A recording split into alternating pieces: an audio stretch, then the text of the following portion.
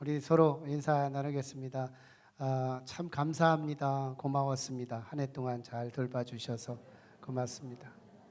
자, 이 시간에는 우리 하나님께 영광의 박수, 고마운 박수 올리겠습니다.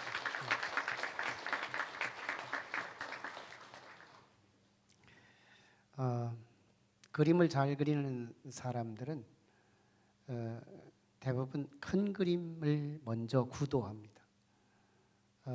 나무 하나를 그리는데 나뭇잎을 정밀하게 그리면서 시작하지 않아요. 아마 화폭의 전체적인 구도가 어떻게 잡아야 할지 아마 이런 것을 먼저 구상하면서 그림을 그리죠. 요즘에 미래학자들도 요즘에 신개념으로 빅픽처라는 단어를 사용해서 앞으로 이 미래가 어떻게 전개될 건지 이 트렌드를 잘 읽고 그 미래의 큰 그림들이 어떻게 전개되는지를 미리 알고 우리가 접근해야 이 세상에서 살아남을 수 있다. 이렇게 해석하고 설명을 합니다. 하지만 오늘 예수님께서 오늘 본문을 통해서 우리의 신앙에도 큰 그림이 있다. 신앙에도 큰 그림이 있다. 우리 주님이 아마 오늘 지난주부터 시작된 우리 신앙인들, 신앙의 출발 하시는 분들에게 아마 도움이 될 수 있겠는데요. 신앙의 큰 그림이 있습니다. 예수님이 원하시는 세 가지, 아마 이 큰 그림이 오늘 소개될 겁니다. 지난 시간에 우리가 나눴던 말씀은 우리가 믿으면 예수를 믿을 때 얻는 세 가지에 대해서 사실상 나눴습니다. 첫째는 생명이에요. 내게 이미 생명이 있는데 무슨 또 생명이냐 이렇게 우리가 생각할 수 있지만 우리는 어머니 뱃속에서 태어날 때 자연 생명을 받고 태어났어요. 이 생명은 굉장히 약한 생명입니다. 연약하죠. 추우면 추워서, 더우면 더워서, 아프면 아파서, 늙으면 기운 없어서 죽겠다고 하다가 죽게 되는 생명, 약한 생명입니다. 그런데 예수 믿을 때 예수님이 선물로 주시는 생명이 있으니 그 생명은 사망과 싸워 이기신, 여러분 사망 권세와 싸워 이기신 가장 강하신 생명이에요. 그 생명이 우리 안에 오셔서 우리의 연약한 생명을 보자기처럼 이렇게 감싸 주심으로 우리의 구원이라는 실제적 구원이 우리 안에서 성립이 됩니다. 이 생명이 우리 안에 있는 거예요. 생명이 있는 증거가 뭐냐? 옛날에는 하나님에 대하여 사실상 아무것도 하지 못했어요. 왜? 영적으로 죽어 있었기 때문에. 그런데 예수 그리스도를 믿고 나서부터 내가 나도 모르게 내 속에서 해야 하는 영적 의무가 생기면서 어느 한순간 예배가 되는 거예요. 누가 강권해서가 아니라 그냥 예배가 돼요. 이건 벌써 내게 생명이 있다는 증거예요. 나도 모르게 기도도 되고요. 하나님의 말씀을 들으면 나도 모르게 리액션이 시작됩니다. 이건 내 속에 그리스도의 생명이 있다는 증거예요. 생명은 움직임이잖아요. 활동이잖아요. 성경도 말씀해요. 너희가 살았다 하는 이름은 있으나 실상은 죽은 것이로다. 하나님을 향하여 죽어 있었기 때문이에요. 이 생명이 예수 믿을 때 우리 안에서 선물로 주십니다. 굉장한 도전이에요. 내게 무슨 생명이 또 있어? 그럴 수 있지만요. 이거 실존적으로 제가 지난주에 설명드렸어요. 예수 믿을 때 두 번째 주시는 게 뭐냐면 빛입니다. 참빛, the light, 참빛. 예수께서 우리에게 주시는 이 참빛. 이 참빛은 우리는 사실은 이 참빛을 통해서 우리에게 쪼여질 때 우리는 반사체로서 그 빛을 발하게 돼 있어요. 가장 먼저 내 내면이 밝혀지죠. 내 내면 속의 세계가 쪼여지는 거예요. 빛이 참빛, 가짜 빛이 아니라 참빛. 태양을 만드신 본래 빛. 태양만 해도 나중에 만들어집니다. 빛이 먼저고 태양이 나중에예요. 그래서 태양과 빛이 하나로 조인이 되면서 태양이 된 거죠. 빛, 참빛, 빛을 만드시는 참빛, 그 빛이 우리 주님이신 거예요. 근데 그 빛이 우리에게 예수 믿을 때 쪼여지는 거예요. 그래서 예수 믿으면 가장 먼저 내 내면 세계가 밝아집니다. 어두운 우울한 것들이 떠나가기 시작하고, 이게 제가 설명하는 것이 예수를 많이 믿은 사람들 가운데 이게 시행착오가 있을 때 이게 가짜처럼 들려질 수 있어요. 그래도 아닙니다. 내가 신앙생활을 다시 시작하라는 메시지로 들어야 합니다. 실제는 그 빛이 우리 안에 쪼이면 우리는 밝아지게 되어 있어요. 어두운 근심과 걱정들이 떠나가게 되어 있습니다. 그리고 내 얼굴로 나타내고요. 그리고 다른 사람에게 긍정의 언어와 다른 사람에게 소망을 기여하는, 그래서 복음을 전하는, 그래서 나를 만나면 가정이 밝고 직장이 밝아지고 사회가 밝아지는, 이게 참 그리스도인에게 주신 축복인 거예요. 그리고 세 번째가 신분의 변화입니다. 우리가 예수 믿음으로 영접하는 자, 그 이름을 믿는 자에게는 하나님의 자녀가 되는 권세를 주셨으니 하나님의 자녀다. 우리는 하나님의 자녀예요. 그래서 지난 시간에 우리가 특별한 개념으로 이렇게 말씀드렸어요. 우리는 영적으로 금수저다. 네, 영적으로 금수저예요. 이 땅의 금수저들을 아시죠? 태어났더니 아버지가 훌륭해서 아버지 덕을 보고 살아가는 금수저들. 우리가 이런 금수저를 통해서 우리의 영적인 금수저를 직감할 수 있게 돼요. 우리는 그런 분들이에요. 근데 이 모든 이 엄청난 이 축복의 약속이 내게 얼만큼 있느냐 없느냐, 이거 약속은 원액 그대로 사실입니다.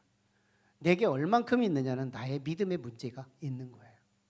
이건 우리의 부단한 회개와 함께 날마다 그 약속된 그것이 내 안에 송두리째 들어오기를 우리가 갈망하고 몸부림칠 필요가 있습니다. 자, 이 모든 것이요 믿음 하나로 이루어집니다.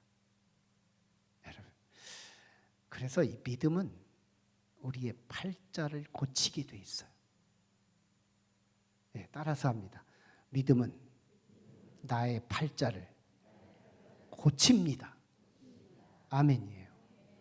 믿음은 팔자를 고치는 거예요. 참 성경에서 약속한 이 믿음은 우리가 생각하는 것보다 더 위에 있어요. 더 근본적이에요. 더 본질적입니다. 우리가 생각하는 믿음하고 성경이 약속한 믿음, 그리고 이 성경에 약속된 그 믿음을 경험한 사람들의 이야기를 들어보면 사실은 내가 생각한 선입견의 믿음하고는 차이가 조금 있어요. 성경이 말씀하는 이 믿음은 우리의 팔자를 고친다. 소위 우리 운명을 바꿉니다. 오늘 본문은요, 믿음으로 팔자 고친 사람들의 이야기가 소개되고 있어요.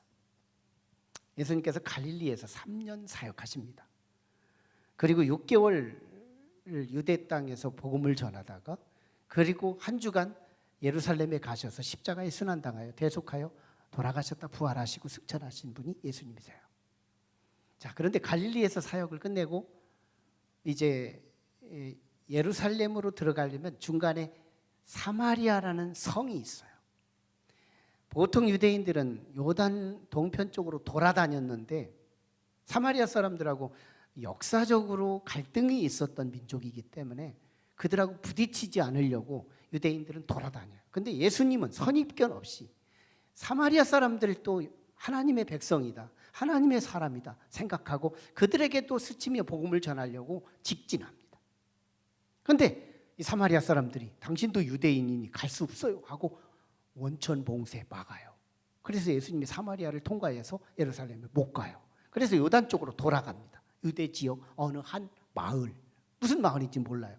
어느 한 마을 어귀 입구 쪽에 도착하니 10명의 팔자 사나운 문둥병자 10명이 기다리고 있는 거예요.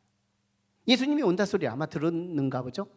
그래서 예수님에 대한 이미 소문을 들었고, 그래서 예수님에게 소리치며 오늘 13절에서 이렇게 외칩니다. 예수 선생님이여, 우리를 불쌍히 여기소서. 뭐 그도 그럴 거죠. 그들은 정말 애꿎은 운명을 가지고 여기까지 왔어요. 본의 아니게 나병에 걸려서 불쌍한 삶을 살고 있었어요. 나병이라는 것은 피부병의 일종으로 한 피부가 처음에는 반점, 흰 반점이 생겼다가 나중에는 움푹 패이기 시작하고, 그리고 속살이 썩어져 가면서, 그리고 속에서 냄새 나기 시작하고, 그리고 모든 신체 부위들이 조금씩 떨어져 나가는데 아프지도 않으면서 떨어져 나가요. 그러면서 결정적으로 이제 무너지면서 문드러져서 문둥병이라고도 말하는데, 그래서 죽어가는 병이 이게 나병이에요. 유대인들에게 이 나병은 우리보다 더 심각하게 인식하고 있었어요. 그들은 신의 저주라고까지 생각할 정도였으니까. 이 나병, 이건 팔자 사나운 질병이에요. 어쩌다가 나한테 이런 나병이 들어와서 이렇게 집에서도 격리 뛰고, 그리고 본의 아니게 성 밖에서 우리들끼리 서로 위로하면서 살아가는 이 10명의 공동체, 나병 공동체, 이들이 정말 너무너무 불쌍한 상황 속에서 예수가 온다 소리, 소문이 좋았던, 그래서 예수 만나면 질병도 치유된다는 소문을 들었던 그 예수가 마침 이 마을에 온다고 하니, 우리 한번 마음 먹고 예수님에게 한번 설득해보자. 멀리서 돌 하나 던질 만큼 떨어진 거리에서 예수 선생님이요, 우리를 불쌍히 여겨주소서. 이 기도 안 할 사람은 어디 있어요? 네. 그런데 우리 주님의 반응을 우리가 볼 필요가 있어요. 14절인데요. 아마 보통 사람 같으면 그냥 가서 불쌍히 여겨달라고 불쌍히 여기고 그냥 치유해 줬을 거예요. 그런데 우리 주님은 한 가지 조건이 있어요. 주님은 아무것도 일하시지 않는데 한 가지 조건만 반응을 해주면, 주님은 소처럼 일하시는 분, 주님은 확실하게 일하시는 분, 주님은 분명하게 이적을 표시하는 분, 그분이신데요. 주님이 뭐라고 말씀하시느냐 하면, 너희 몸을 제사장들에게 가서 보이라, 이렇게 말씀합니다. 이건 예수님께서 아주 도전한 말씀이에요. 이 말을 나병 환자들이 제대로 알아들었다면 예수님에게 대들었을 겁니다. 무슨 말이에요? 우리 죽이려고 작정했어요? 레위기 13장에 보면 나병에 걸린 사람들은 정상인에게 접근할 수 없고, 만약에 정상인에게 접근한다면 정상인들에 의해서 돌 맞아 죽을 수 있는, 당장 사형을 내도 괜찮은 법인 거예요. 그러면 지금 진물이 뚝뚝 떨어지고 있고 아직 낫지 않은 상태에서 제사장에게 가서 몸을 보이라는 말은 우리 죽으라는 얘기잖아요. 얘들이 말귀를 알아들었다면 지금 예수님에게 욕하고 말았을 거예요. 그런데 이들 10명이요 어떻게 한지 알아요? 갑니다. 무슨 말이에요? 왜 예수님의 말을 듣고 그냥 순순히 따라갔을까? 이건 죽으러 가는 것과는 마찬가지인데, 위험 부담을 안고 예수님이 가라니까 가고 있는 거, 이게 무슨 말이에요? 믿었다는 거예요. 여러분, 믿음, 예수님은 이 믿음 하나에 움직이신다는 거, 믿음이 그렇게 소중하다는 거. 우리가 예수님을 움직이지 못하는 이유는 믿음 때문인 거예요. 그럼에도 불구하고 어떤 사람들은 예수님의 활동과 이적과 기적을 우리의 눈으로 목도했고, 우리 직장에서 이적을 봤고 내 몸에서 이적을 봤다는 사람들을 보면 그 믿음이 돈독했다는 거예요. 믿음, 예수님에게 믿음을 보인다면 주님은 일하신다는 거예요. 오늘 14절에서 제사장에게 보이라 그랬더니 그냥 죽을 걸 알면서도 갔다는 그것은 이들은 믿음이 있었다는 거예요. 믿음. 그러므로 내 믿음이 너희를 구원했다. 19절에서 우리 주님이 말씀합니다. 주님이 단골 멘트처럼 늘 주시는 멘트가 뭐냐면, 네 믿음이 너를 구원했다. 사실이 뭐냐면 예수님이 낫게 해준 거거든요. 예수님이 낫게 했는데 주님은 언제나 치유하신 이후에 주시는 멘트가 뭐냐면, 네 믿음이 너를 낫게 했다. 꼭 그래요. 은혜와 믿음, 은혜와 믿음의 부딪힘 속에서 이적이라는 게 나타나는 건데, 우리 주님은 늘 격려할 때마다 네 믿음이 너를 낫게 했다. 여러분, 믿음은 일하는 거예요. 믿음은 역사하는 겁니다. 믿음이 팔자를 고친 거예요. 믿음이 우리를 금수저로 만든 거예요. 지난주에 믿기 시작했고 이번 주부터 믿기를 시작한다면, 이미 믿고 있다면 우리는 팔자가 고친 거예요. 사실 팔자 고친 거잖아요. 나병 환자들이 정상인으로 바뀌어졌다는 건 이거 팔자 아니에요. 이거 운명 아니에요. 기구살스러운 운명 아니에요. 이게 바뀌었다는 거잖아요. 우리도 이 믿음으로 말미암아 우리가 한 생에 살고 결국은 미지의 땅 죽음이라는 이 터널을 통과해서 어디로 갈지 모르고 가지만 성경은 분명하게 약속하고 있어요. 지옥이라는 곳이 있어요. 거기로 갈 수밖에 없는 우리의 운명이에요. 우리 팔자예요. 우리는 엄마 뱃속에서 태어났다는 한 가지 이유로 마음대로 살다가 결국은 지옥 가는 것이 우리에게 약속된 프로그램이에요. 그런데 우리가 어느 한 날 그리스도를 만나서 내게 믿음과 함께 그리스도께서 나의 신분을 바꿔주심으로 나의 팔자는 바뀐 거예요. 뭘로? 믿음으로. 믿음은 우리의 팔자를 바꾸는 거예요. 문제는 지금부터예요. 자, 우리는 신분이 바뀌었다는 것이죠. 신분이 바뀌었어요. 우리는 하나님의 자녀다. 어제 그저께 다니엘 기도회 강사 김철호 강사가 있었어요. 그분은 감리교 목사님이에요. 북한에서 탈북한 탈북민이에요. 우리 한국에 와서 많은 시간 동안 그는 갈등하고 가슴앓이를 합니다. 왜? 정체성 때문에. 난 누구야? 나는 북한 시민이야? 나는 대한민국 시민이야? 난 누구야? 이것 때문에 다 갈등하면서 산 사람이 김철호. 근데 나중에 그가 정리하고 모든 걸 초국하고 극복할 수 있었던 자기 정체성이 뭐냐? 나는 하나님의 자녀라. 나는 하나님의 자녀라는 거. 오늘 우리는 이 하나님의 자녀라는 이 신분의 획득, 이 신분에 대한 확신, 이것만 하나만 내 가슴속에 확실하게 새겨도 우리는 엄청난 운명과 팔자가 바뀜이 됩니다. 놀라운 일이 시작될 거예요. 우리는 하나님의 자녀예요. 중요한 건 거지 왕자처럼 신분이 바뀌었는데 여전히 또랑에 가서 세수하려고 하고 여전히 지저분하게 늘어놓으려고 하고 왕자는 왕자답게 바뀌어져야 되는데 아침에 일찍 일어나고 자신의 왕자가 입는 옷을 입어야 하고 그리고 행동 범절이 왕실에서 일어나는 이 절기를 지켜야 되는데 거지 왕자처럼 자신의 신분이 바뀌었는데도 여전히 또랑에 가서 세수하려고 하는 이 습관처럼 오늘 우리의 신분이 바뀌었는데 신분다운 삶이 없다는 거예요.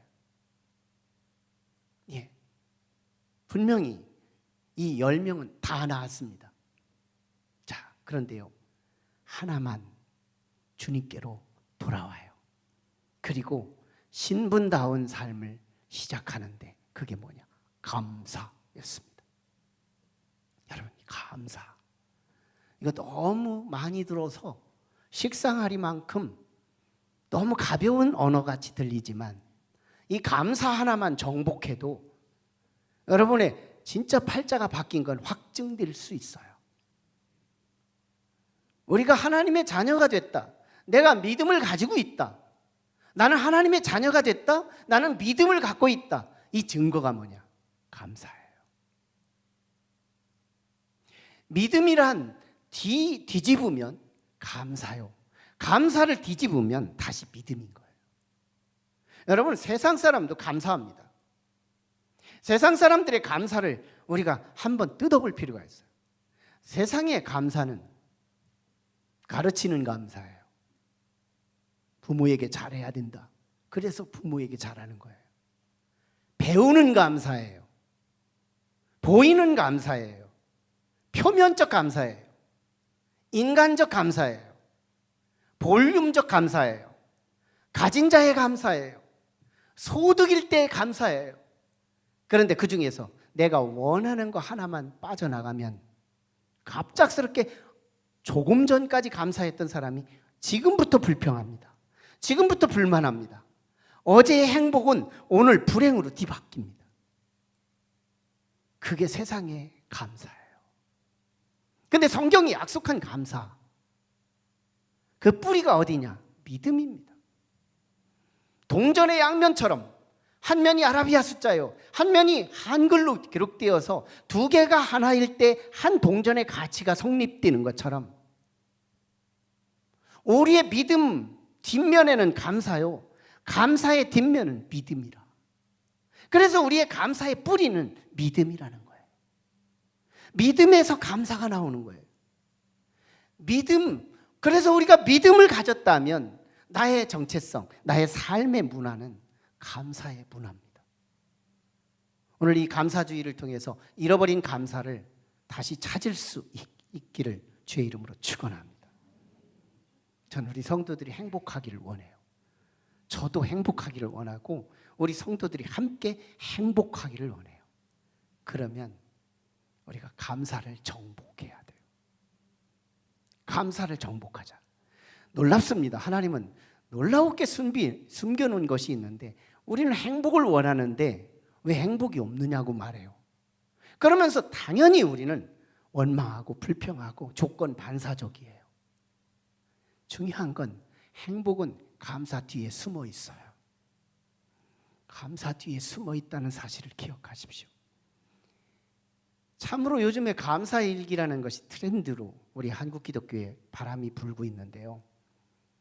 내가 감사할 조건이 내 이성적으로 봐도 감사할 조건이 없는데 감사일기를 썼더니 새록새록 내가 행복해지기 시작하더라는 거예요. 차원이 달라져요. 차원이 달라집니다. 여러분 오늘 본문을 보세요. 10명이 팔자가 고쳤어요. 뭘로? 믿음으로. 10명이 팔자를 고쳐서 다 치유됩니다. 다 나았지 않았느냐? 분명히 주님 말씀하셨거든요. 그러면 이건 다 나았다면 그런데 이들이 예수님께 다시 돌아와서 감사한 사람이 몇 대 몇이냐? 10대 1이에요. 10분지 1이에요. 9명은 감사하지 않았고 1명은 돌아와 감사했다는 거예요. 여러분 이들이 받은 은혜가 얼마나 큰지 보세요. 이들은 운명이 바뀌었습니다. 팔자가 바뀌었습니다.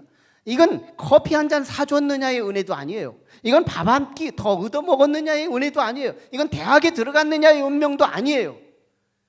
이 은혜는 내 운명이 바뀐 은혜예요. 은혜가 어마어마하게 큰 은혜예요. 이건 상식적인 거예요. 10명이 다 예수로 인하여 은혜를 받고 치유됐다면 10명이 다 돌아와서 감사했어야 하는 건 상식적인 반응이에요. 그런데 10대 1이에요. 9명이 제 길로 갔고 1명만 돌아와 주께 엎드려 감사했다고 표현합니다. 여기에 메시지가 있습니다. 여기에 메시지가 있다.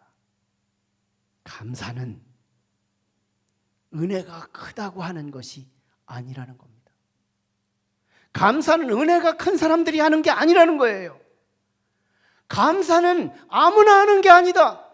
감사는 은혜가 큰 사람들이 하는 게 아니다. 은혜의 볼륨이 크고 은혜의 높이가 크고 은혜가 남달라서 감사하는 게 아니다. 감사는 차원이 다른 문제라는 거예요. 감사는 차원이 다르다. 그렇다면 돌아온 한 사람이 왜 감사했는가를 찾아봐요. 이건요, 감사의 대상, 예수 그리스도에 대한 재발견에서 시작됩니다. 오늘 14절에서 너희 몸을 제사장들에게 가서 보이라. 너희 몸을 제사장들에게 가서 보이라. 이때만 해도 예수 선생이었어요. 예수는 인간이었어요. 인간 선생이었어요. 그런데 인간 선생의 말을 듣고 일단 인간을 신뢰하고 믿음으로 갑니다. 그런데 가다 보니까 진물이 멈추는 거예요. 가려움증이 살짝 오더니 마르기 시작하는 거예요. 상대방의 얼굴을 보니 진물이 멈추고 새살이 빠른 속도로 회복되기 시작하는 거예요. 너 나아지고 있다? 너도 그렇다? 보니까 10명이 다 치유되는 거예요. 어마어마한 치유가 일어난 거예요. 예수가 재발견됩니다. 그러면 그분이 누구란 말인가? 우리 보고 가라고 하고 우리는 제사장을 만나기도 전에 이미 나았는데 그분은 누굴까? 예수가 다시 물어지기 시작해요. 지금까지는 소문의 예수예요. 소문으로 들은 예수예요. 그래서 아직은 인간 예수예요. 그런데 그분이 하나님으로 느끼기 시작합니다. 주님이 14절에서 이렇게 말합니다. 너희 몸을 제사장들에게 가서 보이라. 이 사마리아 사람은 이렇게 생각합니다. 그렇다면 제사장이 누군가? 이분이 하나님 제사장 아닐까? 이분이 진짜 제사장 아닐까? 이분이 메시아로서 하나님의 제사장이 아닐까? 그래서 사마리아 사람이 예수께로 다시 돌아와 보복하고 감사했다는 얘기거든요. 사마리아 사람은 9명이 인식하는 예수와 사마리아 사람이 생각하는 예수가 달라요. 저들은 인간 예수예요. 그런데 사마리아 사람은 이분은 하나님 제사장이에요. 하나님 제사장. 그때부터 이 하나님 제사장으로 사마리아 사람은 자신의 중심을 회복하기 시작해요. 여러분, 예수를 믿는다고 할 때 그 믿음이 뭐냐? 인간 예수를 믿는 믿음도 믿음이지만 하나님 예수를 믿는 믿음의 수준이 달라요. 내 중심에 하나님 제사장으로 다시 돌아와요. 그리고 그분께 감사합니다. 이때부터 이 감사는 전천후 감사예요. 전천후. 제 아내가 맨발 걷기를 하는데 여름에도 하더니 겨울에도 해요. 양말을 찢어가지고 바닥만 살짝 해놓고 위에 발목이 올라오게 해가지고 그리고 겨울에도 합니다. 이게 전천후예요. 나 같으면 안 합니다. 추운데 동상 걸리려고 왜 해요? 한 번 마음먹은 거 전천후 맨발 걷기. 저 사람은 근본적인 걸 고칠 것 같다. 전천후. 이걸 우리가 다시 생각해야 돼요. 인간 예수를 믿고 있을 때는 희비가 바뀌어요. 예수 믿는데도 슬플 때는 슬프고 기쁠 때는 기뻐요. 그런데 하나님 예수를 믿기 시작하면 우리에겐 전천후라는 선물이 시작됩니다. 지난 14일 다니엘 기도의 강사는 우리 감리교 시골교회 목사님이었어요. 그분이 부흥회를 앞에 두고 교통사고가 나는데 차가 뒤집어져요.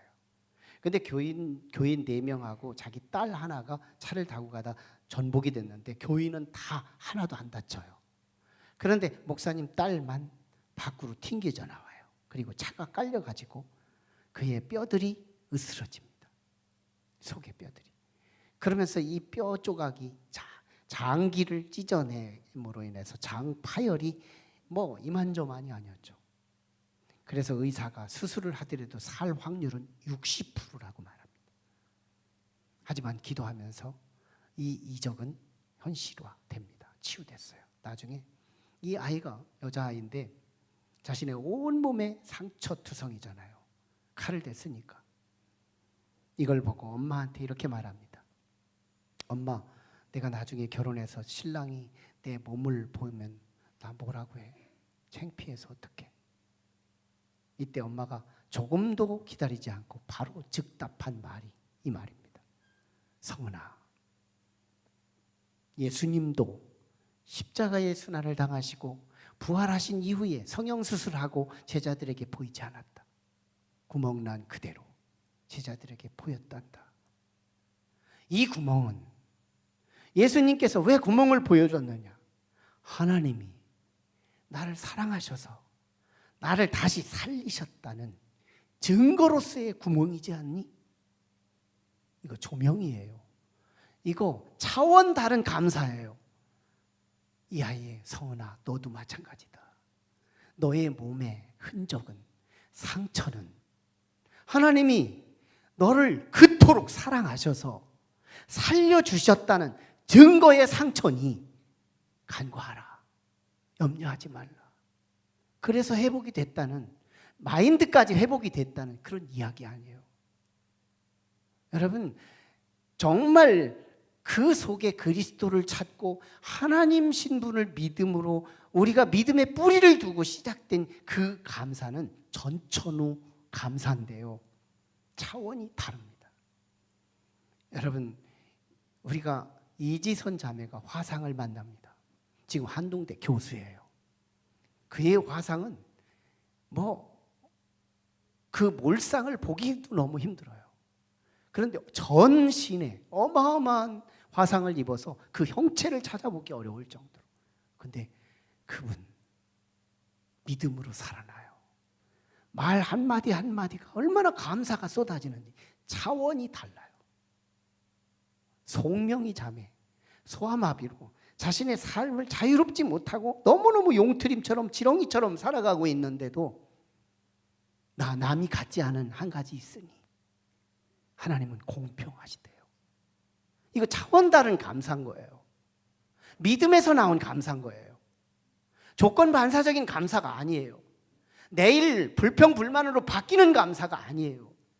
이건 바뀌지 않는 성도들에게 신분답게 살아가는 감사인 거예요. 저는 이 감사가 저와 함께 우리 성도들에게 회복되기를 원합니다. 내년도에는 우리 교회도 감사일지를 쓰고 싶어요. 한 번 순종해 보자고요. 감사는 처음에 마중물처럼 억지로 하다 보면 나도 모르게 감사 뒤에 행복을 발견하기 시작할 텐데 나는 간증할 사람들이 많이 나올 거라고 내증 확신합니다. 여러분, 내가 동의되는 안에서 감사하려고 하지 말고 내 속에서 하나님과 연결된 믿음에 의해서 감사하는 이 수준 다른 감사, 이 감사가 우리 성도들에게 시작되기를 저는 소원합니다. 감사해요. 근데 더 중요한 건요, 예수님의 큰 그림은 이 감사를 충만한 데까지 채우기 위해 우리를 어디로 인도하는지 알아요? 사명으로 인도합니다. 놀랍죠? 사명으로 인도해요. 주님이 말씀하십니다. 17절에서 10명이 다 깨끗함을 받지 아니하였느냐? 그 9은 어디 있느냐? 그리고 19절에서 네 믿음이 너를 낳았으니 가라, 이렇게 명령합니다. 이 말씀은 말귀를 알아들어야 되는 거예요. 저도 이 어떤 성도에게는요, 성도님 오늘 점심 좀 사줘, 이러는 성도가 있어요. 그런데 어떤 성도는요, 저 성도가 점심 좀 사줬으면 좋겠는데 말은 못하고 사줬으면 좋겠는데 속으로만 갖고 있는 게 있어요. 성도의 나와의 관계에서 나가 오늘 점심 사 하는 사람이 있고요, 점심 샀으면 좋겠는데 하고 바라는 사람이 있어요. 예수님이요, 이 사마리아 사람은 영적 어린아이예요. 그래서 17절과 19절이 다릅니다. 19절을 잘못 오해하면 네 믿음이 너를 낳았으니 잘 집으로 돌아가서 잘 먹고 잘 살아라, 이건 예수님께서 제자들에게 하신 말씀의 전체적인 메시지에 어울리지 않는 말입니다. 그래서 17절과 19절은 같이 보고 읽어야, 그래서 고쳐 읽어야 할 말씀인데 예수님의 속뜻을 바로 이해하면 이런 말입니다. 네 믿음이 너를 구원하여 치유되었으니 이제는 가서 9을 찾아봐라, 이 말씀이에요. 그러면 처음부터 아예 그렇게 말씀하시지 왜 그랬느냐고 우리가 물을 거예요. 그러나 이 아이는 지금 사마리아 사람이에요. 9은 유대인이에요. 자기 자존감이 당당한 유대인들이에요. 잘난 맛으로 사는 유대인들이에요. 근데 소외된 이 사마리아 사람, 이 사람은 지금 유대인들을 구원하라고 9명을 찾으러 가라고 하면 지금부터 여기는 눌려서 못 살아요. 주님이 뭐예요? 진리가 너희를 자유케 하리라. 주님은 눈높이를 아는 거예요. 네가 말귀를 알아듣고 영적인 성숙한 그때에 너는 9을 찾으러 가면 안 되겠니? 주님의 바람인 거예요. 여러분, 우리가 이것 가지고 얼마나 감사해요. 이것 때문에 우리는 사는데요. 그런데요, 영혼 추수 보세요. 한 명이 주님께로 돌아왔을 때 성도도 전도한 사람에게 인터뷰해 보십시오. 목회자한테만 묻지 말고 전도한 열매 맺은 성도에게 물어보십시오. 이 곡식이 내가 밥 한 사발 더 얻어먹고 더 조건 많은 것에 대한 감사보다 한 영혼이 주께로 돌아왔을 때의 그 감사는 차원이 다릅니다. 우리는 정리할 필요가 있어요. 이 큰 그림을 반드시 믿음은 감사로 증명됩니다. 감사 없는 믿음은 사실은 가짜일지도 몰라요. 성경으로 냉정하게 평가하면 감사가 없는 믿음이라면 아직 시작이 안 됐는지도 몰라요. 절망하지 마십시오. 지금부터 시작하면 되는 거니까요. 중요한 건 감사는 어떤 모습이든 작든 크든 믿음은 감사로 표현된다. 믿음은 반드시 그 이면에 감사를 통해서 나타난다. 그런데요, 그 감사는 반드시 사명에서 충만해집니다. 사명에서 감사가 충만해집니다. 그래서 오늘 그게 충만하지 않아도 돼요. 우리는 큰 그림을 가지고 믿음을 정복하고 감사를 정복하고 사명을 정복하면 인생 대박입니다. 신앙 정복합니다. 기적을 만들고 사는 사람이 됩니다. 성경에서 말하는 성도가 됩니다. 하나님의 진짜 자녀가 됩니다. 영적인 금수저가 됩니다. 기도하시죠. 우리 함께 같이 기도할 때, 하나님, 오늘 이 시간, 오늘 우리에게 감사를 정복하기 원합니다. 믿음의 실체는 감사입니다. 감사가 없다면 내 믿음은 다시 점검해야 할지도 모릅니다. 그리고 그 감사의 충만은 오직 사명에서만 이룰 수 있습니다. 우리의 신앙의 큰 그림을 가지고 오늘 내가 정복하지 못했다고 소외될 것은 없지만 하나하나 정복할 필요가 있습니다. 감사를 정복하고 믿음을 정복하고 감사를 정복하고 사명을 정복해야 하지만 이 감사와 함께 믿음이 맞물리고 감사와 함께 사명이 맞물려 있다는 사실을 기억하면서 감사를 신비한 이 차원 높은 감사를 정복하게 도와주시옵소서. 간절히 기도합니다. 걸어가신 아버지, 은혜를 감사합니다. 오늘 이 시간 우리가 이 감사를 정복하는 우리 모두가 되게 도와주시옵소서.